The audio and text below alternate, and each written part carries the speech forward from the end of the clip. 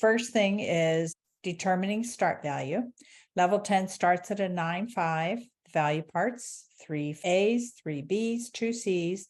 Bonus, the maximum is 5/10, and the maximum score is a 10.0. These are the special requirements. Acro pass with minimum of 2 saltos, same or different, directly or indirectly connected with flight, with or without hand support. 3 different saltos, no aerials. A dance passage, a minimum of 2 different group 1 elements, directly or indirectly, with 1 leap that's 180-degree split. And a minimum C salto performed as the last salto or within the last salto connection. Bonus, maximum of 0.5 plus 1. The routine must show both a connection value of and D/E bonus, minimum of 1/10 of each. So if you have 1 DE, you can have then 4 CV or vice versa or a mixture, but you can't have all CV connective value. You have to have at least 1 DE.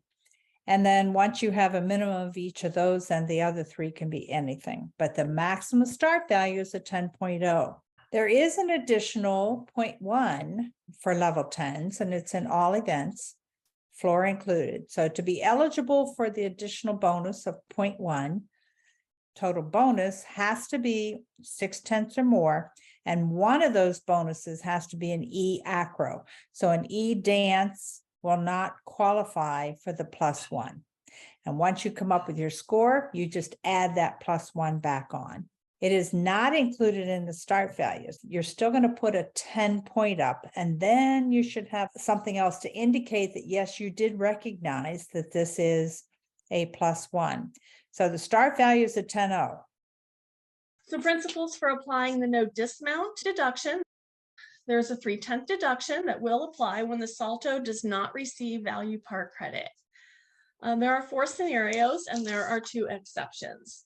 So the first scenario is if the salto is performed a 3rd time in the exercise. If it's performed the 2nd time in the exact same acro pass, which you could see if someone might do like a round off back handspring 1.5 twist, and then she attempts a double twist at the end, but it becomes a 1.5. So therefore that would be the 2nd time, and that would count as a no dismount. And if the lost salto never initiated in the final acro pass, so she runs down and just kind of bails on her tumbling pass and has no attempt for a salto.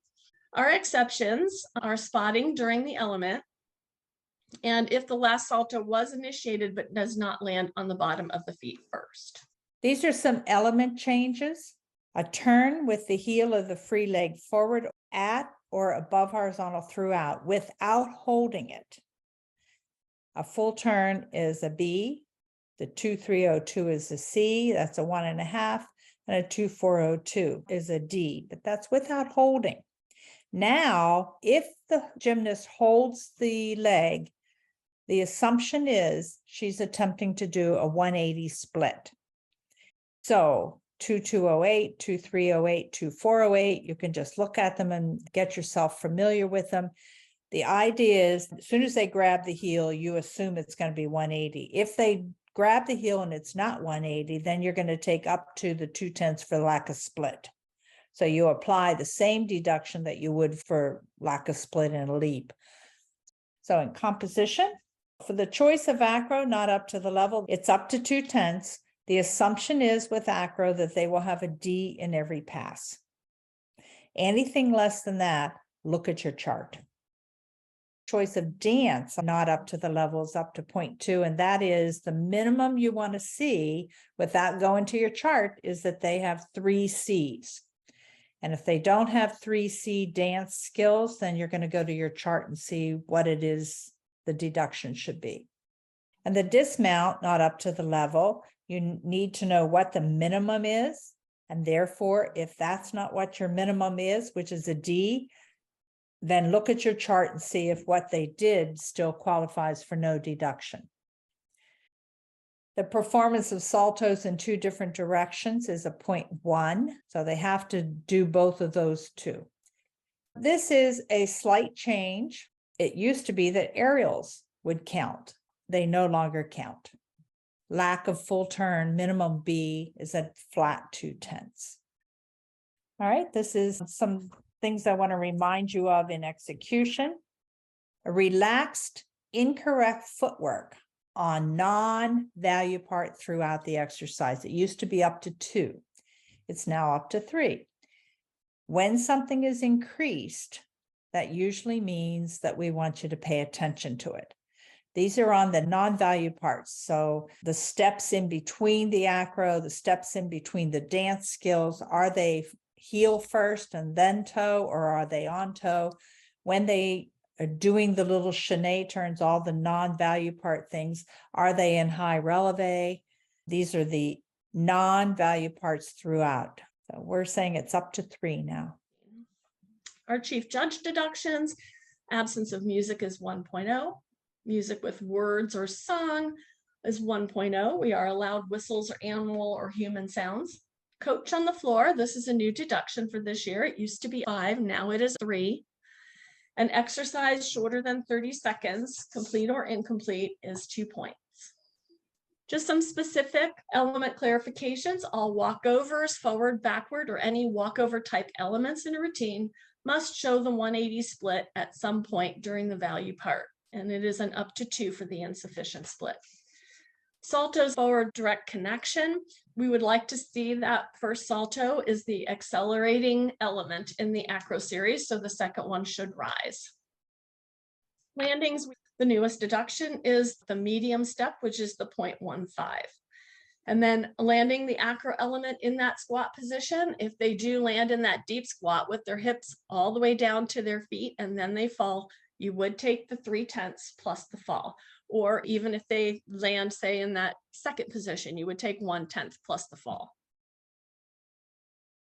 Incorrect body alignment, position, or posture during connections, up to 3, used to be 2. Again, not during the value parts, that's a different thing. You're going to take those deductions on that value part. This is on all the connections. Do they have a good posture? Is the body aligned? Hips, shoulders, head. Specific floor execution deductions also. The wording was changed for the synchronization of movement with music, etc. It used to include throughout and the end. We now specified 2 different bullets. One is missing synchronization of music and movement at the end of the exercise is 0.1 flat. So she finishes and then the music finishes, or vice versa. It's 1/10. Poor relationship with music and movement throughout has gone up to 3/10. I'm going to say the best definition here is when the gymnast forgets her music and she's got to play catch up and it's always a little bit behind. That would be up to 3/10. Failure to hold the ending pose for 1 second is minus 0.05. In artistry, under the lack of variety in choreography, we wrote in poses, phrases, and connections. One of the examples here is unnecessary adjustments or steps without choreography. They stop and go step, step, step back into the corner. Those would be considered unnecessary movements. And you'll see in the routines, we write that as an XM. You can do however you want to denote it, but it needs to be noted on your paper that it was movement without choreography. If the music stops during the routine, the gymnast has a right to continue, or she can stop. The routine begins at the point where the music stopped, if she chooses to do it again. So routine starts and the music stops. The chief judge is now going to have to notate where that music stopped. If the gymnast continues, that's fine. She can get a score and be done. But if she chooses to repeat, you start judging where the music stopped.